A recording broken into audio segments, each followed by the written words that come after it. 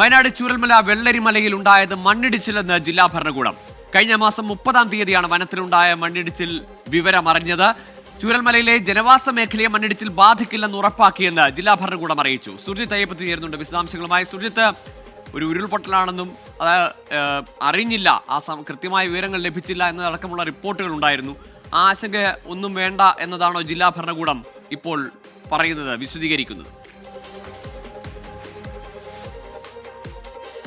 ഗോകുൽ, കഴിഞ്ഞ 2-ാം തീയതിയാണ് ഇതുമായി ബന്ധപ്പെട്ട വാർത്ത നമ്മൾ നൽകുന്നത്. അതായത് അന്ന് ഈ റീബിൽഡ് ചൂരൽമല എന്നുള്ള സംഘടനയുടെ നേതൃത്വത്തിൽ വില്ലേജ് ഓഫീസിൽ ഒരു ഉപരോധം നടക്കുകയായിരുന്നു. ഉച്ചനേരത്താണ് നമ്മൾ ആ ഒരു അസാധാരണമായ കാഴ്ച കണ്ടത്. അതായത് നമ്മൾ നിൽക്കുന്ന ചൂരൽമല പ്രദേശത്തിൻ്റെ എതിർഭാഗത്തായി വെള്ളരിമലയുണ്ട്.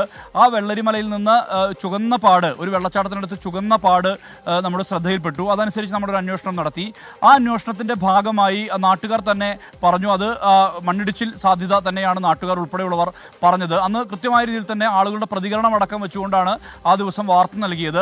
അത് കഴിഞ്ഞ് ഇത്രയും ദിവസമായി, ഒരാഴ്ചയായി ആ വാർത്ത നൽകിയിട്ട് അതിനുശേഷം ഇന്ന് ചില മാധ്യമങ്ങളിൽ വാർത്ത വന്നു. ഇതോടുകൂടി വലിയ രീതിയിലുള്ള ആശങ്ക ആളുകളെ സംബന്ധിച്ചുണ്ടായി.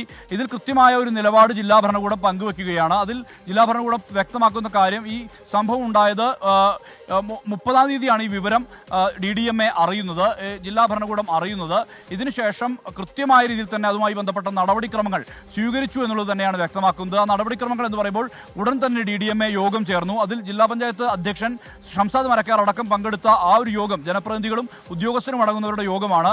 ഇങ്ങനെ ഒരു മണ്ണിടിച്ചിൽ ഉണ്ടായിട്ടുണ്ട് എന്നുള്ള വിവരം കൃത്യമായ രീതിയിൽ തന്നെ റിപ്പോർട്ട് ചെയ്തു. ഇത് വനമേഖലയാണ്. ഈ അരണപ്പുഴ വഴി, അതായത് ഈ മലയിടിച്ചിൽ ഉണ്ടായാൽ സ്വാഭാവികമായും വെള്ളം ഒരിക്കലും പുന്നപ്പുഴയിലേക്ക് വരില്ല. പുന്നപ്പുഴയിലേക്ക് വന്നാൽ മാത്രമേ അത് മുണ്ടക്കൈ, ചൂരൽമല ഉൾപ്പെടെയുള്ള പ്രദേശത്തെ ബാധിക്കൂ. അതൊരിക്കലും ഈ ഭാഗത്തേക്ക് വരില്ല എന്ന് സ്ഥിരീകരിച്ചു.